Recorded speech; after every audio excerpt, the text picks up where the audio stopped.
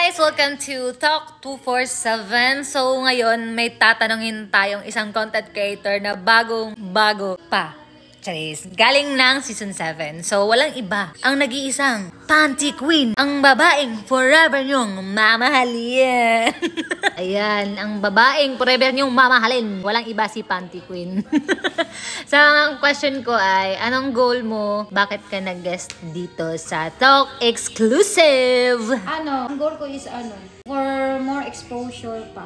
Para mas madami pa makakilala sa akin. At mas madami akong mapasaya. Kasi ang goal ko talaga is to spread good vibes. Yes! At ayun na nga, may pahabol pa siyang isang goal niya. Ano nga yung isa yung goal mo? Guys, yung airport ko naman.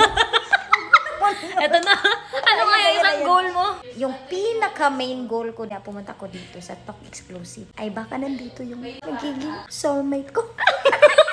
Ang start ng pangalan niya, letter P.